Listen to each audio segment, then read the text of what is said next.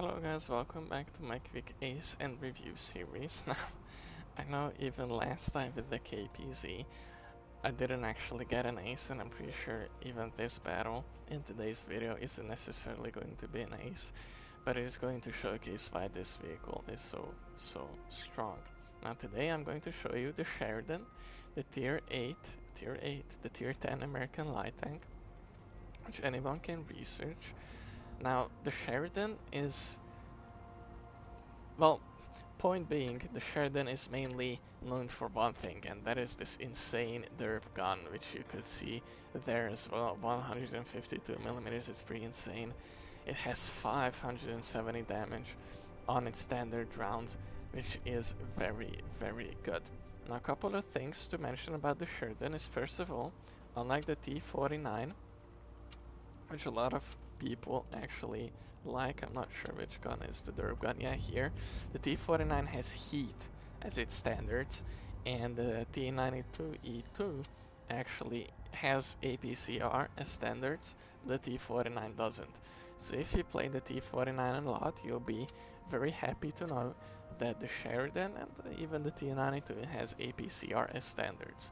So whenever people are behind cover, soft cover, you can still shoot them. But getting back into the gun of this vehicle, 570 damage is pretty impressive, and even its DPM is not that terrible. But as you can see, the gun handling is not so good. Although I will say, for 570 damage on a light tank, 0.32 dispersion is not bad because I am running refined gun. Also, one thing to keep in mind is I heavily recommend calibrated shells, because you need it for HE, your heat, because it gets 40 extra millimeters, and even on your APCR it's very helpful. But one other, or well, actually not just one, but a couple other things about the Sheridan is it has 350 millimeters on its heat rounds, and even its heat rounds deal 500 damage, which is very good. And with 350 millimeters, you can even cut through like the heaviest super heavies, or like the strongest super heavies, I was meant to say. So that's pretty nice. And your HE is still 690 damage. That is very high, albeit with only 97 millimeters, so you only really can pen the sides of some enemy mediums, maybe light tanks, or the back of some vehicles, but it's still very impressive. You also have 10 degrees of gun depression, which is very important, and also you're pretty fast, and you're a light tank, so you're going to be fast. It's not the fastest light tank out there, but it's fast enough that, you know, it feels like a light tank. So with those in mind, let's quickly check the non-existent armor of the Sheridan, and I'll be right back. However, one pretty important thing, yeah, as you can see, it's paper. Like it's got like 50 millimeters, 40 millimeters of armor. But one very important thing is it's spaced all around. As you can see, all that purple stuff is spaced armor, which is very important. That basically means if people try to pen you with HE, it's going to be impossible. Whenever or wherever you see that purple thingy, they can't pen you with HE. Obviously here it's not the hitbox, it's just the tracks.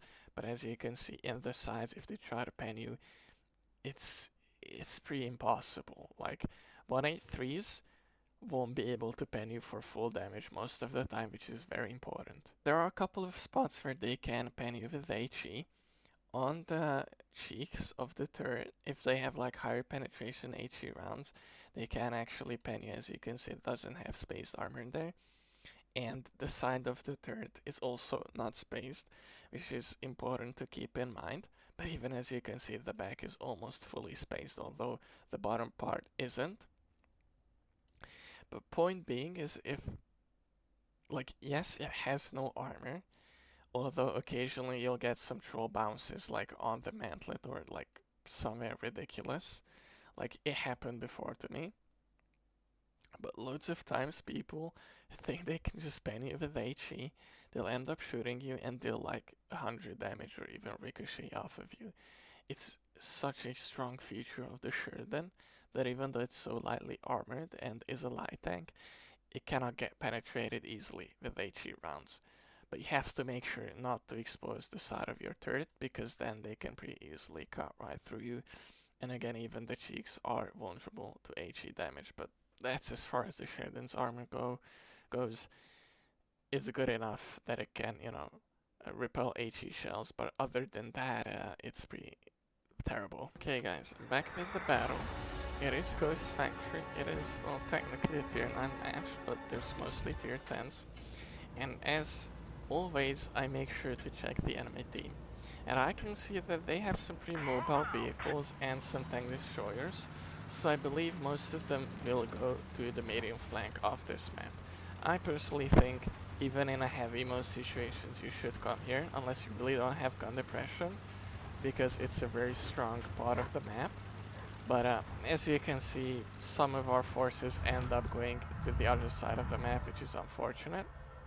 But I can get into this position pretty early because of how fast the Sheridan is. And I can just sit here and wait for the enemies to cross. And that's what I end up doing. And because I actually had good reactions there, I get the shot into the FV, which is pretty sweet. The gun actually worked there pretty well. Aiming on the 50 BIC, I can't pan him with HE, so I slap him for 680 damage. Now, that was basically like 100 damage more than the average damage of this vehicle, but that is so strong, and the 50 he just had it off, so he like kinda YOLOs in, but you can see why this vehicle is so strong already, because like it's got such insane trading potential, which a lot of other vehicles can't match. Like even this 405, I mean 700 damage off of him, and he deals like what, 300 damage to us, or 400. Obviously that was, the crew perk working there, but that was pretty insane. Again, 590 into the side of the tortoise. I'm not sure what he's doing there, but he's doing something. I make a pretty bad mistake here. I get an unnecessary shot from the Progetto. Even here, yeah, you can't snap at this vehicle. Like, you perfectly showed why you can't. And yeah, I lost 600 HP for nothing, and I'm down to one-shottable for both the Lorraine and the Tortoise if they get even somewhat lucky with their rolls. But as you can see, even when I can't pen the Tortoise, I just switch to my premium rounds and deal 550 damage to him with like 350mm of penetration. It is such a good tool that the Sheridan has. It is very important to make use of it. Now the Lorraine has a very strong turret, and I'm pretty sure I can't even penetrate my heat rounds, so I just switched to HE to make sure I deal some damage to him. And yeah, we deal 220 damage, even though probably his turret was like fully red with all of the rounds I had, so I had to make sure that I still deal some damage to him. Now there, I wanted to get the clear on the Tortoise with the HE. Obviously, 40 damage is pretty easy with him, so I had to make sure that the Progetto wasn't looking at me.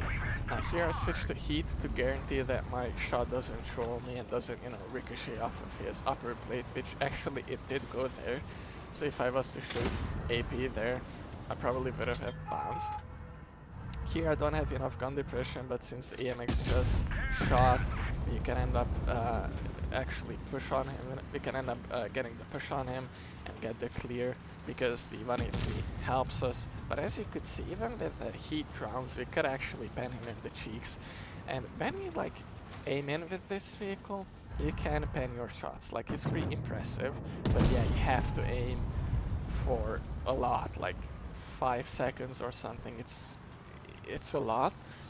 But since the Sheridan is so fast and can get into positions very quickly, you can just actually end up aiming in and have enough time to properly place your shots, and it's not so bad then. Now at this point it's 2 versus 5, which is obviously pretty good, so I end up looking at the 183, hope that he crosses, and yeah, he's a smart cookie, he doesn't end up pushing, at least for now. And yeah, obviously when he gets spotted again, that's when he decides to end up pushing. Now we get the kill onto him, we're up to 4,700 damage. I'm hoping maybe we can farm the minnow a little bit, and I end up making a silly push here, you'll see just in a second. I get over eager. I want to do more damage. Now, we actually do end up getting another 570 into the side of his turret, so we are at 5.3 thousand damage. And I'm hoping I can pan him right into his back, but we are not reloaded yet. And yeah, this is a pretty stupid play. Since he was pushing up anyways, I should have just waited a little bit for him to shoot, or for whenever I could shoot him with 10 degrees of gun depression, but it's fine. We win the battle anyways, I just don't get, you know, an extra 400 damage or so, which is fine. So we end up dealing 4,300 damage, 1,200, oh no, we actually did get an ace tanker, I was lying at first. So this is actually a proper episode in the quick ace and review series. So we end up getting an ace tanker and a high caliber. We also spotted 1,200 damage and got 3 kills, which is probably why we've gotten an ace for only 5k damage. But we also made 200k credits, which is pretty nice, although that was mainly because of these 2 badges.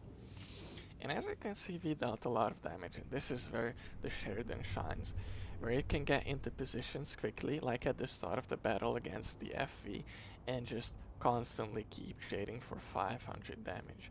That is insanely strong and such a fun part of this vehicle that I don't really think any other vehicle at tier 10 has.